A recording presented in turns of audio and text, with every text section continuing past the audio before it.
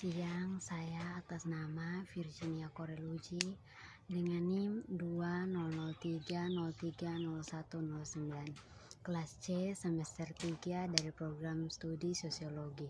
Siang hari ini saya akan mempresentasikan tugas ketujuh mata kuliah perubahan sosial budaya dengan judul buku Memutuskan Prisma Media Sosial. Selamat menyaksikan. Memutuskan Prisma Media Sosial. Bab 1 Pendahuluan. Latar belakang, ilmu sosial komputasi telah menciptakan peluang yang sangat berharga untuk mempelajari kelompok besar orang dan menjalankan jenis baru secara beriman.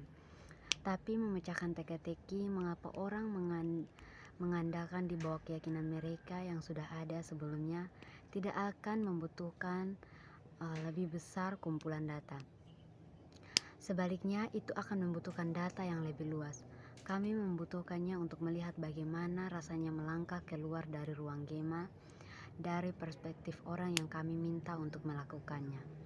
Terlalu sering, komputasi ilmuwan sosial nasional memperlakukan orang seperti titik data abstrak, mengaburkan ruang di antara jejak digital kita.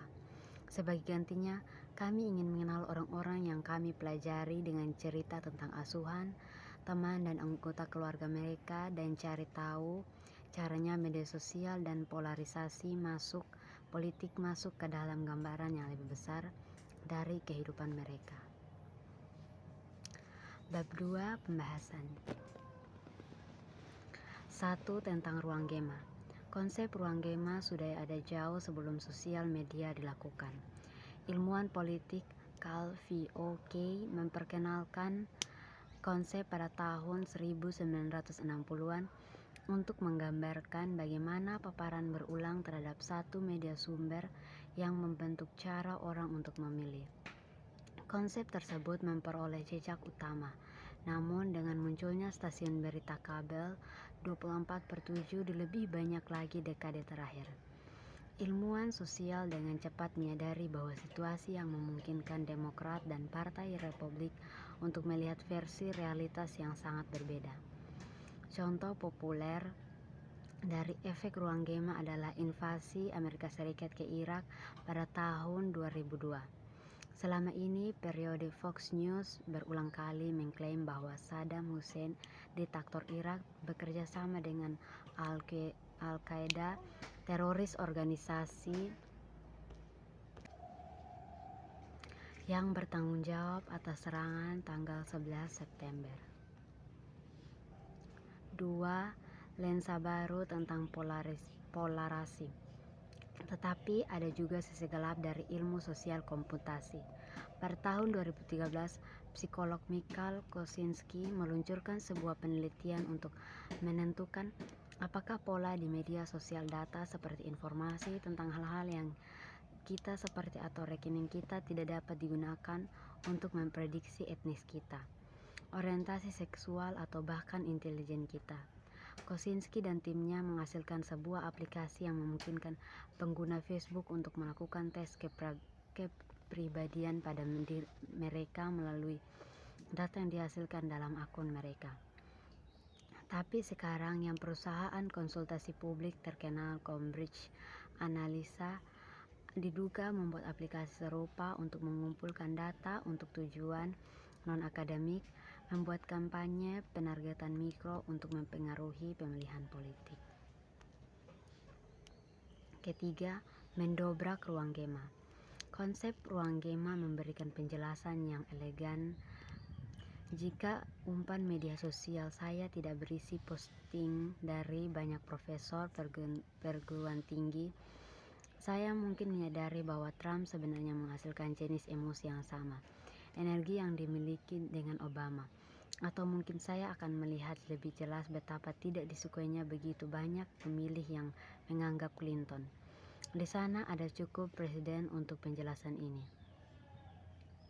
Setelah segera Perang Dunia Kedua, sosiolog Paul Lazarsfeld dan Robert Merton menemukan apa yang sekarang dianggap sebagai aksioma ilmu sosial, prinsip homofili. Dua profesor yang telah mempelajari bagaimana teknologi media baru membentuk politik keyakinan mengamati bahwa orang cenderung membentuk hubungan sosial dengan mereka yang mirip dengan diri mereka sendiri. 4.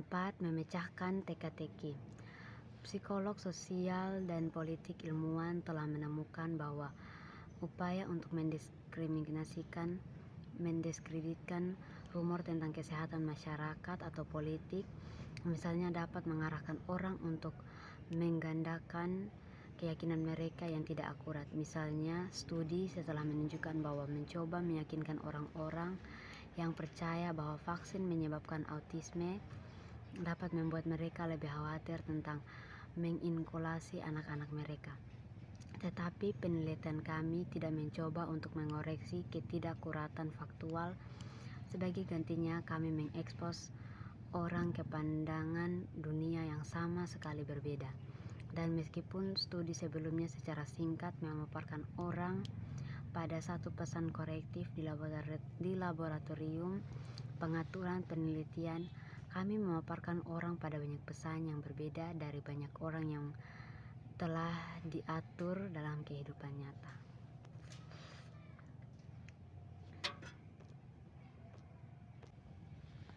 5. Publik yang tidak terlalu rasional.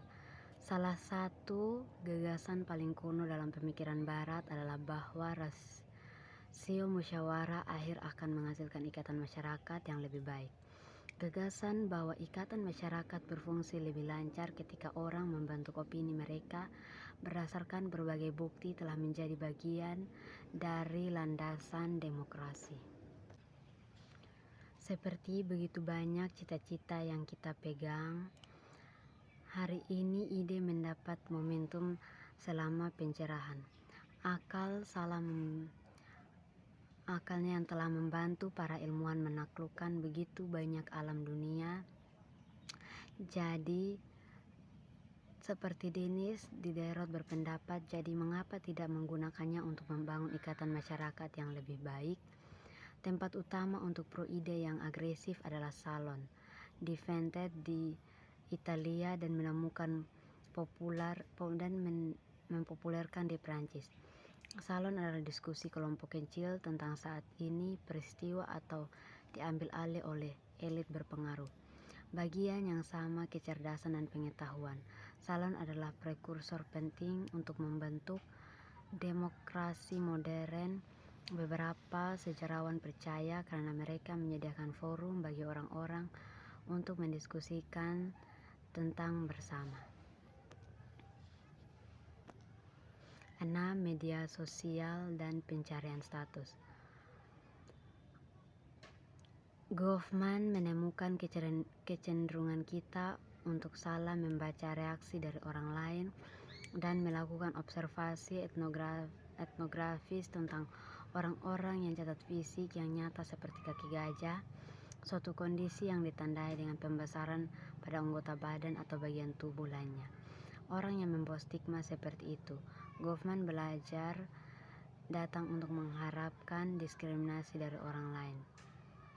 Ketika mereka mengubah perilaku mereka dalam mengantisipasi diskriminasi seperti itu, bagaimanapun sering membuat orang lain lebih tidak nyaman atau membuat orang lebih mudah untuk mengabaikan orang-orang yang terstigma sama sekali. Kesalahan seperti itu dalam membaca lingkungan sosial, Goffman menunjukkan, menciptakan banyak lainnya jenis ramalan pemenuhan diri yang dapat ditingkatkan ke pola prasangka yang lebih luas yang dialami oleh banyak anggota kelompok stigmatisasi yang berbeda. Bab 3. Penutup.